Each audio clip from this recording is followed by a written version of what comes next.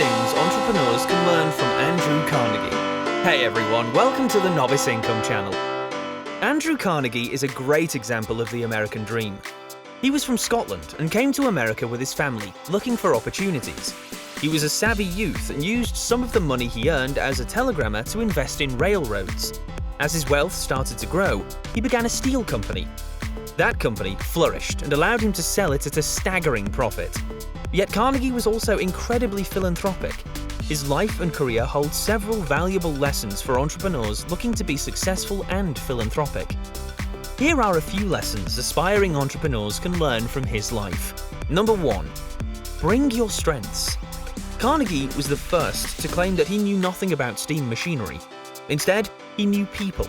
He took a lot of time in studying people and understanding who could benefit him the most. Because he didn't understand steam machinery, he knew he needed to hire someone that did. His ability to understand people helped him find the perfect one. The lesson entrepreneurs can gain here is that you need to understand your strengths. What is it that you can do that others can't? That particular skill or gift is what you're going to use to make your business idea work. Knowing your strengths also makes you aware of your weaknesses. Understanding your weaknesses is also vital. It enables you to understand who you need to bring to the table to cover your bases. Perhaps you're not the greatest at figuring out finances or tax law.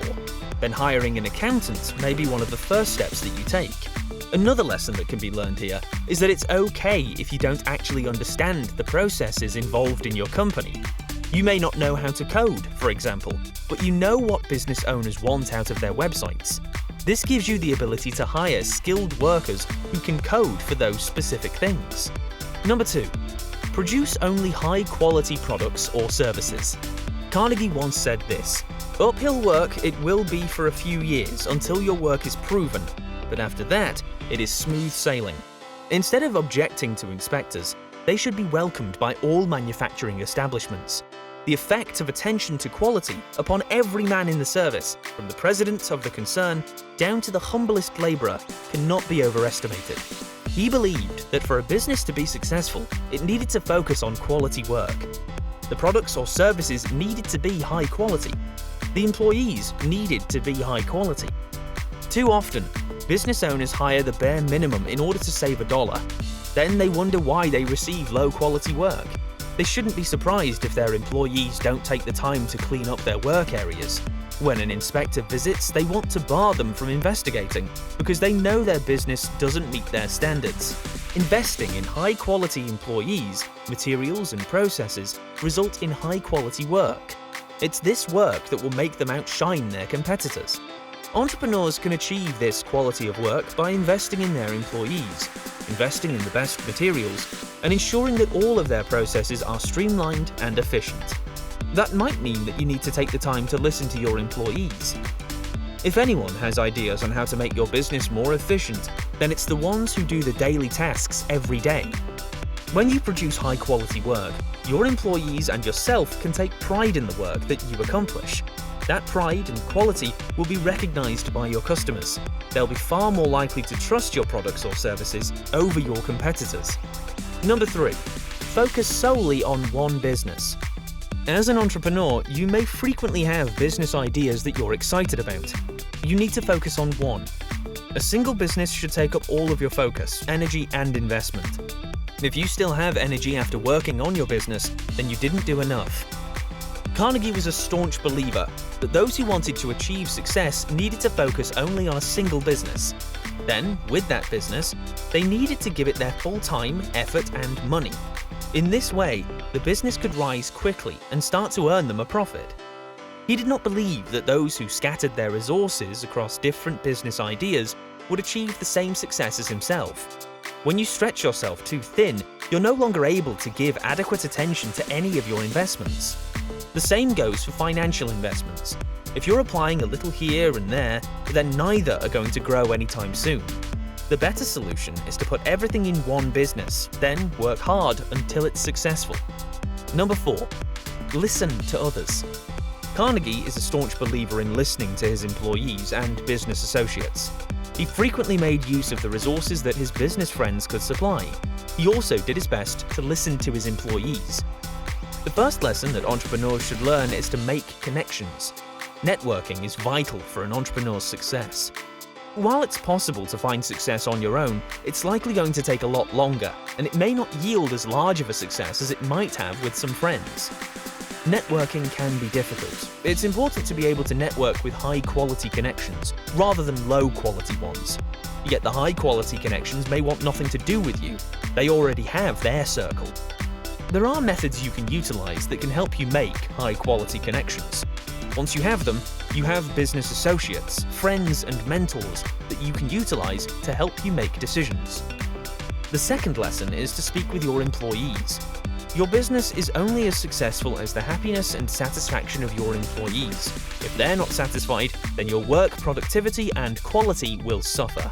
Carnegie is infamous for having several strikes occur while he owned his steel company. Some even became bloody. When he was there to handle the strikes himself, he always listened to his employees. Through negotiation, arguments were settled, and the business became stronger because of it. As an entrepreneur, it can be easy to forget your employees in the rush of getting your business started. Yet your employees are just as important as your customers. You can't have customers without someone to service them. Listen to your employees often. They may have unique ideas that can make your business even better. Give them rewards, promotions, and raises based on the quality of their work. If they know that they're going to receive a reward by working hard, then you can expect that they'll keep pushing themselves to ensure your business is a success. It's important to remember that your dream is not the same as their dream. You need to motivate them and listen to them. Number 5. Lead by example. It's easy to remember Carnegie as the successful businessman that he became. However, as an entrepreneur, it's important to remember where he came from too.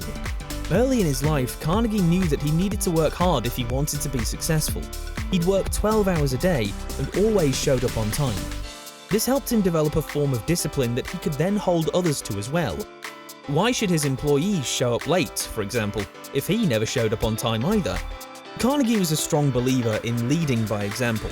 If he wanted his employees to give their best, then he'd give his best too. That belief extended well past his business motives as well. As a philanthropist, he believed strongly that the wealthy should donate their wealth to the betterment of society. He invested in schools, scientific research, world peace, and other charities and organizations designed to improve communities. He eventually donated 90% of his wealth. He paved the way for how a philanthropic entrepreneur should act. Number 6. Be prompt in your decisions. There are few times when problems allow you to take a few weeks to come up with a decision. They usually require an answer then and there. Carnegie faced this himself with his history of work strikes, the Civil War, and other problems. Each of those situations required him to make a decision quickly. An entrepreneur needs to do the same. It's important that the entrepreneur doesn't make the decision lightly, however. It should never be a gut response. Instead, the entrepreneur should take some time to come up with the facts. They may even be able to consult some advisors or mentors. However, their decision needs to come promptly. The problem may only worsen with time. Equipped with information, the entrepreneur can make an informed decision. Once that decision is made, they need to stick with it. If it was the wrong decision, then those are challenges that can be solved when the time comes. Number 7. Be intentionally honest. Carnegie was a strong believer that one needed to be intentionally honest in business. Honesty with one's employees, customers, and business associates can earn you a kind of respect that you won't get anywhere else. Honesty is especially important in today's business world. Customers are wary of shady businesses that use secretive policies or underhanded business dealings. They crave transparency. Intentional honesty is transparency. By revealing all to your customers, they're more willing to trust you and invest in your business. The same goes for your employees. By being honest with them, their respect for you grows. They're more willing to work harder and do their part to make your business successful. Number 8. Control your emotions. One of the issues that Carnegie had to work through was strikes. He likely had a few personal feelings about it. His emotions were likely stirred. Yet he always advised that business leaders need to be able to think rationally. Through ration, they could find common ground. It's true today as well. Entrepreneurs need to be ready to control their emotions at a given notice. Depression is common among entrepreneurs. In the face of failure, it's easy to give up. However, if you can control that feeling of hopelessness and push through it, then you can find success. The same goes for other emotions. Feeling anger or frustration at a situation or a person won't help you. You won't do yourself any favours by blowing up at them in person or online. Controlling your emotions enables you to think rationally. With a clear mind, you can find solving the problem is a lot easier. It can also help you from making mistakes. When decisions are made in the heat of the moment, they're often regretted later. Number 9. Enduring thirst for knowledge. While Carnegie admitted that he didn't know anything about steel machines, he wanted to learn more. He wanted to learn about railroads and shipping needs. He wanted to learn about the needs of the governments and how railroads could benefit them in the war effort. He also wanted to learn more about people and how he could help them. An entrepreneur needs to have this enduring thirst for knowledge. It's never enough to settle. You always need to be looking for the next best thing that your company can offer. So, there you have it. Andrew Carnegie was a rare entrepreneur that embodies what it means to be an entrepreneur. From nothing, he became the world's 4th richest man in history. Through his philanthropic work, he showed the wealthy what they should do with their money. Which lessons stuck out to you the most?